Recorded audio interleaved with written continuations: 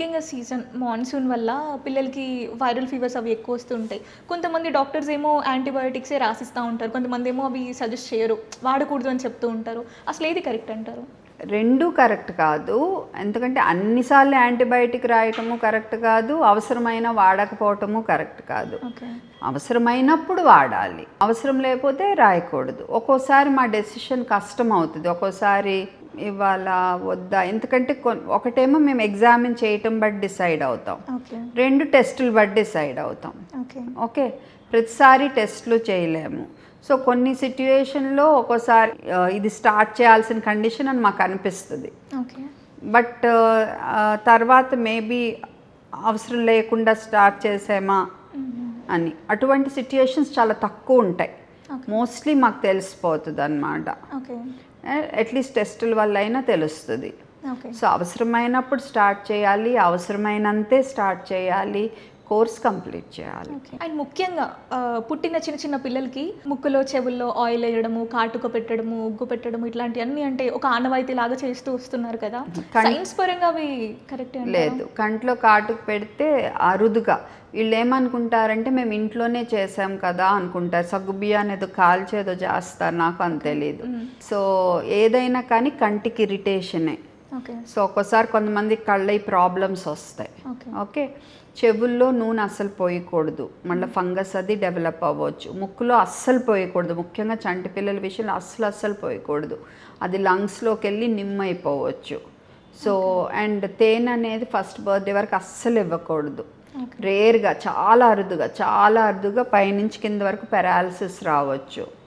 Okay, చాలా అరుదు. కానీ అందుకనే వీళ్ళు ఈ బాలప్రాషన్, సువర్ణప్రాషన్ అని అది మటుకు ప్లీజ్ 1 yearలో పిల్లలకి మటుకు తీసుకోవద్దు ప్లీజ్.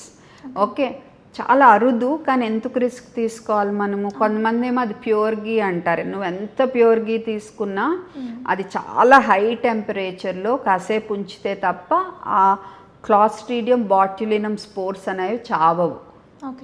ఓకే, అవి మన పేగులోకి వచ్చి, బేబీ పేగులోకి వచ్చి ఆ విత్తనాలు స్పోర్స్ అవి బ్యాక్టీరియా అలా తయారై అది ఒక విషం ప్రొడ్యూస్ చేసి ఆ విషం వల్ల వస్తుంది పెరాలసిస్. సో ప్యూర్ తేనె ఎవరు వేడి చేసి అమ్మరు కదమ్మా.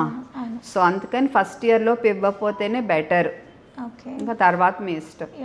అండ్ చెవులు కుట్టించడం అదైతే ఒక ఆచారం, ఇంకా సాంప్రదాయం అన్నమాట. సో రాగి తీగలు, వెండి తీగలు, అండ్ ఈ మధ్య అయితే గన్ షాట్స్ కూడా వస్తున్నాయి పిల్లలకి. సో అది ఎంతవరకు కరెక్ట్ అంటారు? అండ్ ఏజ్ కరెక్ట్ పిల్లలకి చెవులు? మినిమం 8 months ఉంటే మనకి ఎగుడు దిగుడు లేకుండా వస్తాయమ్మా. ముందు కూడా చెయ్యొచ్చు. 2 ఉన్నాయి ఇందులో. మన ఆచారము పిల్లలకి ముందే కుట్టేస్తే ఇది లేతగా ఉండి అంత నొప్పి ఉండదు, మంచిగా సెట్ అయిపోతారు అనేది ఒకటి. ఇంకోటి ఏమొస్తుందంటే ఈ రోజుల్లో పిల్లలు పెద్ద అయ్యాక కావాలంటే వాళ్ళని కుట్టించుకొని ఇవ్వండి అనేది కూడా వస్తుంది.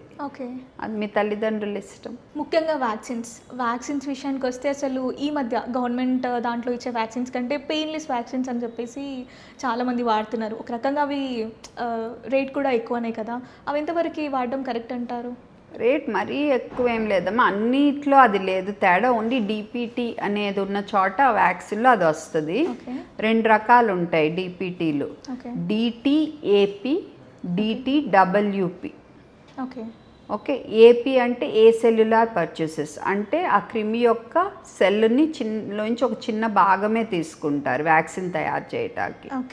డిటిడబ్ల్యూపి అంటే హోల్సేల్ పర్చేసెస్, పూర్తి సెల్ని తీసుకుని తయారు చేస్తారు.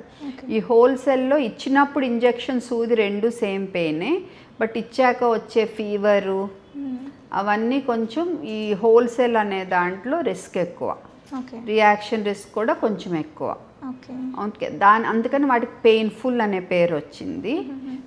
అండ్ అవి ఎంత బాగా పనిచేస్తాయి అనే విషయంలో కూడా ఈ హోల్సేల్ అనేది కొంచెం ఏమన్నా ఎక్కువ పని చేయొచ్చా అనేదో ఒక స్టడీ వచ్చింది అప్పుడెప్పుడో, బట్ ఇప్పుడు ఇంకా తర్వాత స్టడీస్ పెద్దగా లేవు ఆ విషయంలో.